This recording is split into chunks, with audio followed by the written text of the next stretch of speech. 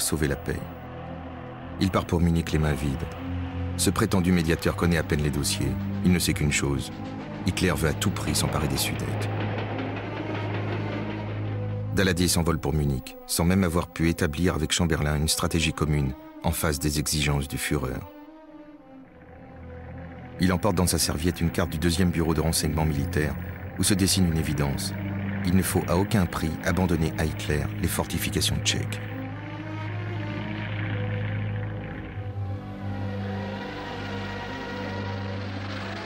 Mussolini est accueilli par Hitler qui lui confie « Les démocraties attendent que je cède, mais je ne céderai pas. Si je le faisais, j'engagerais pour toujours l'avenir du peuple allemand. »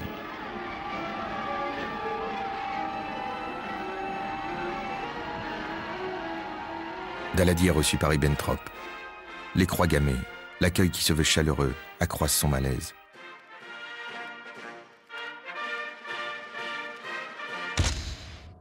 Il porte entre ses mains le sort d'une démocratie amie, au cœur de cette Europe centrale, où la diplomatie française, depuis 20 ans, a trouvé une assise si précieuse.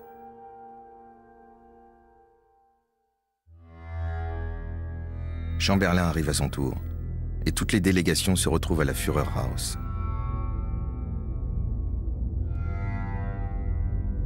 Des représentants tchèques se sont frayés un chemin jusqu'à Munich, mais ils sont escortés par la Gestapo vers un hôtel où ils sont confinés. L'URSS, qui a pourtant signé avec la Tchécoslovaquie un accord de défense, n'a pas été convié. Ni Hitler, ni Chamberlain ne souhaitent sa présence. La conférence commence. Hitler, d'entrée de jeu, s'en prend violemment aux Tchèques et dénonce à nouveau les persécutions que subiraient les Allemands des Sudètes. La Tchécoslovaquie est un État hybride, né dans la banlieue de Paris, s'écrie-t-il avec mépris. Chamberlain intervient et remercie Hitler pour ses paroles apaisantes. Daladier est plus ferme. Si vous avez l'intention de dépecer la Tchécoslovaquie, je n'ai plus qu'à regagner la France. Mussolini s'interpose. Mais non, c'est un malentendu.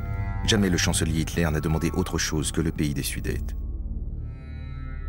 Hitler s'empresse de confirmer. Monsieur Daladier, vous me donneriez les Tchèques que je n'en voudrais pas. Je ne réclame que mes frères allemands. Un peu plus tard, Mussolini sort un document de sa poche. Voici un bref projet de compromis que je vous soumets. Chamberlain remercie le Duce et tous examinent obligeamment la proposition. En fait, ce papier a été remis par les Allemands à Mussolini, le prétendu médiateur, avant que la rencontre ne commence. La séance est interrompue. Fin du premier round. Hitler reste avec Mussolini, tandis que Daladier et Chamberlain ne se consultent même pas.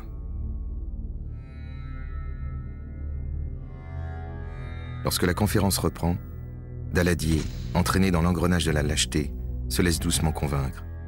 Il ne se bat plus sur le principe de la cession des Sudètes et ne se préoccupe plus que de la façon de la réaliser et de la faire admettre aux Tchèques. Hitler s'impatiente. Le souper va refroidir. Les délégations s'accordent finalement. Vers 1h30 du matin, les 4 parties apposent leur signature sur un texte. L'ultimatum que Chamberlain avait rejeté vivement à Godesberg est pratiquement accepté. Les troupes allemandes entreront le 1er octobre dans le territoire des Sudètes.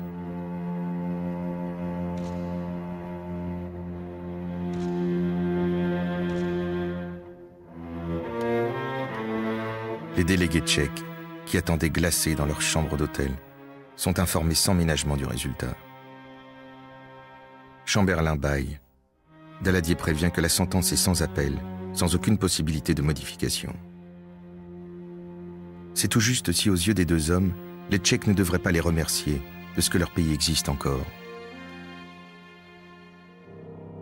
Avant de regagner Londres, Chamberlain parvient à s'entretenir avec Hitler en privé. Il lui demande de signer une déclaration qu'il lui propose. Hitler accepte de paraffer le morceau de papier.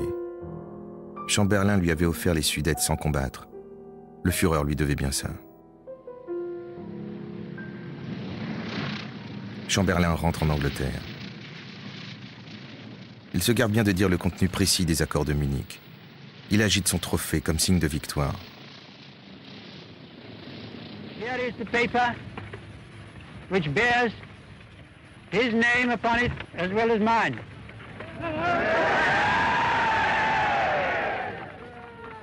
We regard the agreement signed last night and the Anglo-German naval agreement as symbolic of the desire of our two peoples never to go to war with one another again. God bless you, Mr. Chamberlain.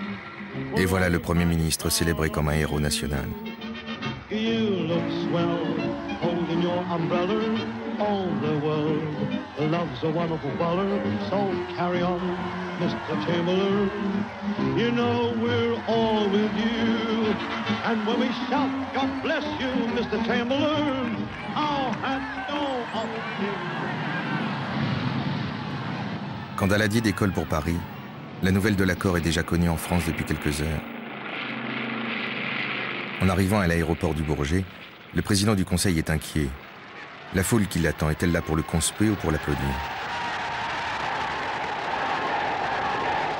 En entendant les acclamations, Daladier glisse à sa délégation. Ah, les cons.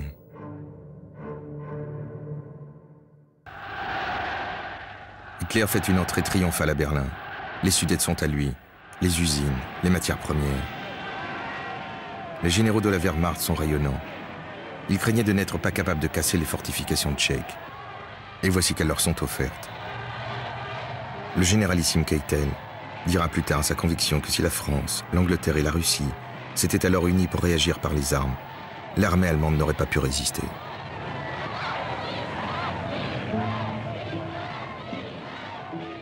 Le démembrement de la Tchécoslovaquie commence sur le champ. Le 1er octobre 1938, les troupes allemandes entrent dans les Sudètes. Les jours suivants, la Pologne et la Hongrie, avides de participer à la curée, s'emparent des territoires tchèques qu'elles convoitaient si ardemment.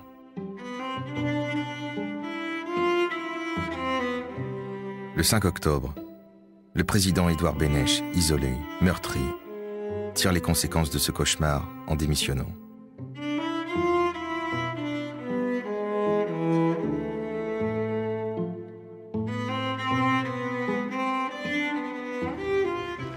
Peu à peu, les détails des accords de Munich commencent à être connus par le grand public.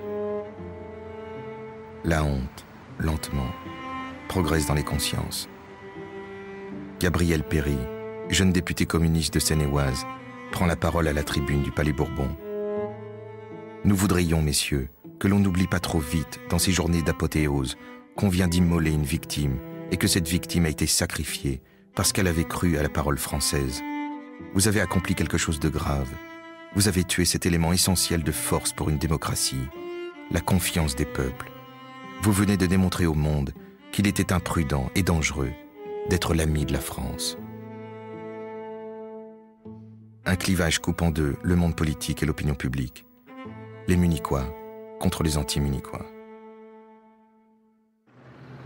Il ne faut pas plus de 6 mois pour que Hitler viole les accords de Munich.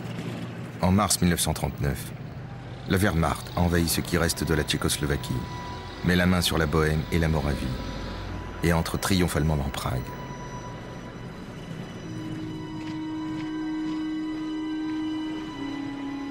La Slovaquie se proclame indépendante pour devenir un État satellite de l'Allemagne.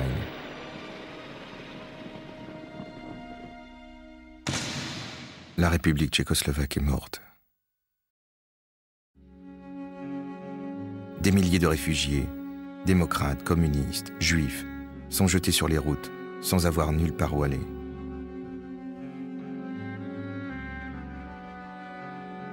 Les démocraties prennent enfin conscience de la vraie nature du chancelier allemand. Il était temps.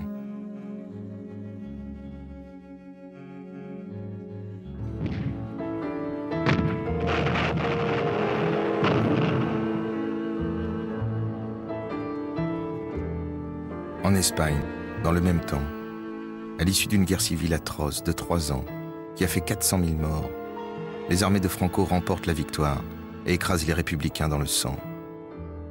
Une dictature de plus s'installe en Europe. 3 mois plus tard, coup de tonnerre, Staline, tenu à l'écart des pourparlers de Munich, a craint que ces accords aient été une carte blanche laissée à Hitler par les démocraties pour qu'il tourne ses appétits vers l'Est.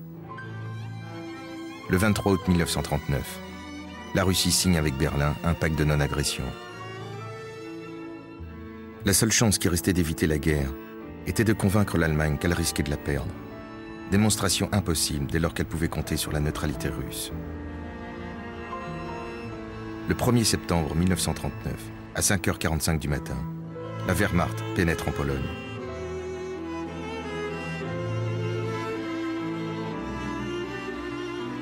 Les démocraties réagissent enfin. La France et l'Angleterre déclarent la guerre à l'Allemagne. La Seconde Guerre mondiale commence.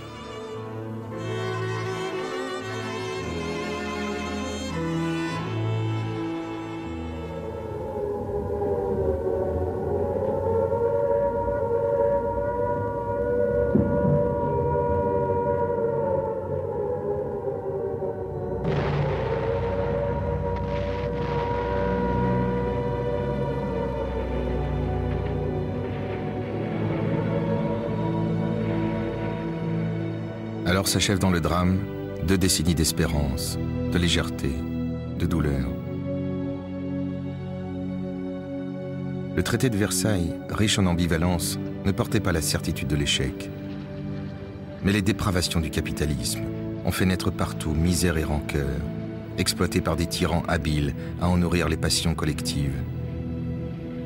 Tandis que chez les démocraties, le souvenir du sang versé entre 1914 et 1918 a entretenu un pacifisme qui n'a pas su discerner le moment où il a commencé de travailler contre lui-même.